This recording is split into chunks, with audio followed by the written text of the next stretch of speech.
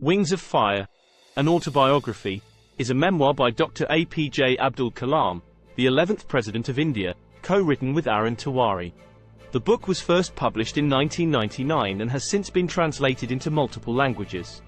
It traces Dr. Kalam's life from his humble beginnings to his rise as a prominent scientist and eventually the President of India.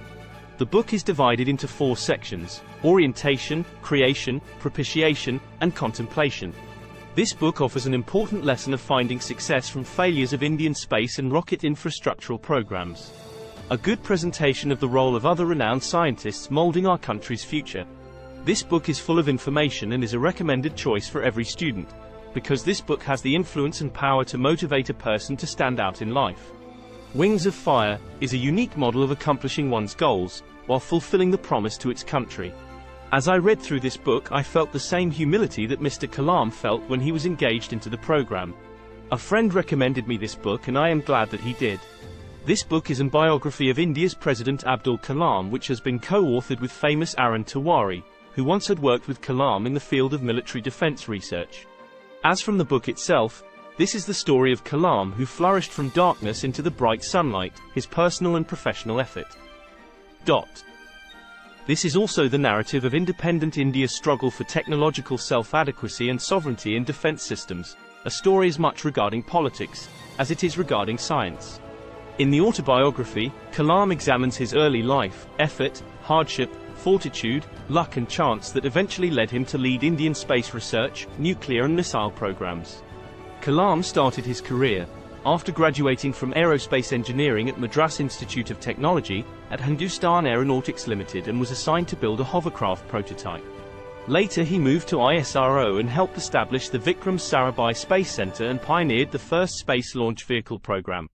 During the 1990s and early 2000s, Kalam moved to the DRDO to lead the Indian nuclear weapons program, with particular successes in thermonuclear weapons development culminating in the Operation Smiling Buddha and an ICBM Agni. In the orientation section, Dr. Kalam shares his early life. Growing up in the small town of Ramaswaram, Tamil Nadu. Born into a modest Muslim family, he recounts the values of hard work, kindness, and compassion instilled in him by his parents and the influence of his mentors. His father was also Imam of the small mosque in Ramaswaram. He had an unparalleled career as a defense scientist, culminating in the highest civilian award of India, Bharat Ratna. As a boy, he sold newspapers to help his brother and to overcome his own financial challenges while attaining his education. As chief of the country's Defense Research and Development Programmer, Kalam demonstrated a great potential for dynamics and innovations that existed in a seemingly moribund research establishment. This is the story of Kalam's own rise from obscurity and his personal and professional struggles, as well as the story of Agni, Trishul, and Nag missiles that have become household names in India and that have raised the nation to the level of a missile power of international reckoning. Since independence, India has sought in various ways self-realization, adulation, and success. He describes his passion for learning and his fascination with flight, which laid the foundation for his career as a scientist. The creation section focuses on Dr. Kalam's professional journey. After completing his studies in aeronautical engineering, he joined the Defense Research and Development Organization, DRDO, and then the Indian Space Research Organization, ISRO.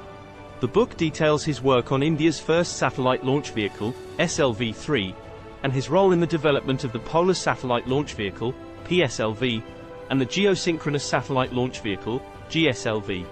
Dr. Kalam also discusses his time at the Indian Institute of Technology, IIT, and the importance of education in shaping India's future.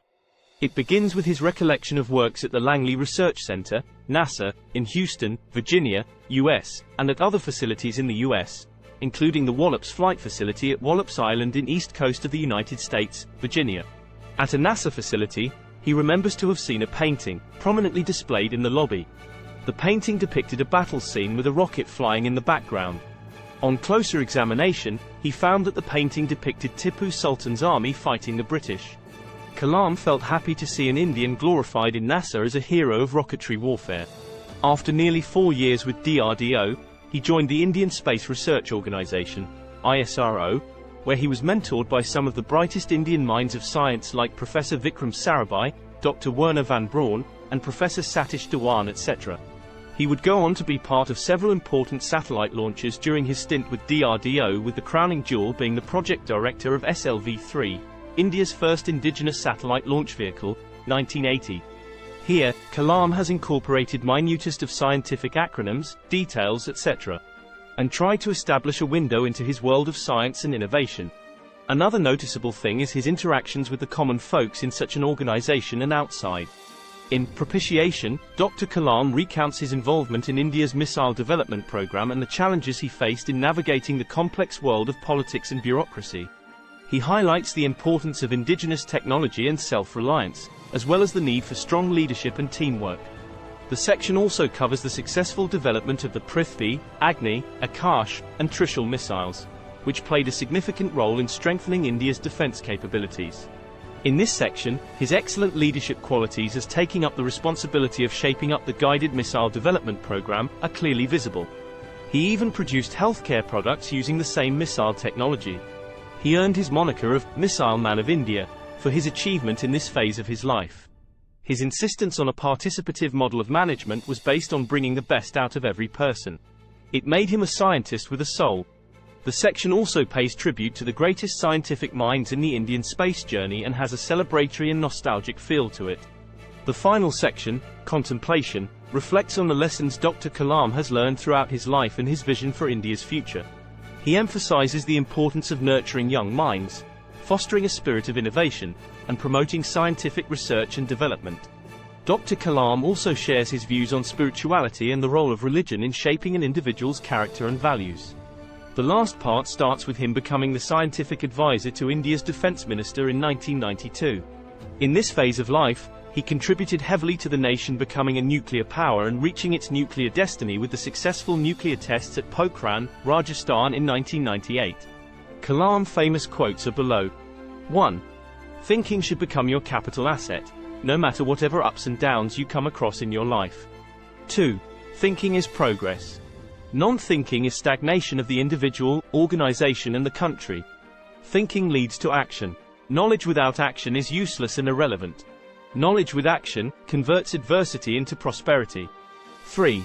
When you speak, speak the truth. Perform when you promise. Discharge your trust.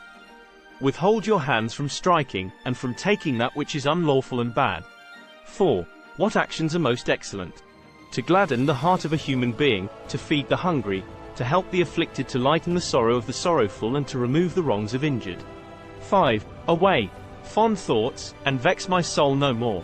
Work claimed my wakeful nights, my busy days albeit brought memories of Ramaswaram shore yet haunt my dreaming gaze. 6. I will not be presumptuous enough to say that my life can be a role model for anybody, but some poor child living in an obscure place in an underprivileged social setting may find a little solace in the way my destiny has been shaped. It could perhaps help such children liberate themselves from the bondage of their illusory backwardness and hopelessness. 7. My worthiness is all my doubt, his merit all my fear, contrasting which my quality does however appear. It is an extraordinary story of a seemingly ordinary man with extraordinary drive and talents. It narrates the scientific voyage of a pioneer and far-sighted leader whose actions louder than his speeches and whose conduct disarmed his harshest of critics if there were any. In a country and a time ravaged by communal fire, Babri Masjid demotion of 1992 by terrorists, and in bureaucratic system paralyzed with greed and corruption, Abdul Kalam gave up his personal life for a life in service to his country and his countrymen, so much so that he died on the stage giving a lecture. Wings of Fire is an inspirational account of Dr. A.P.J. Abdul Kalam's life and career, highlighting his perseverance, determination, and unwavering commitment to his country. The book serves as a testament to the power of education, hard work, and resilience in overcoming obstacles and achieving success.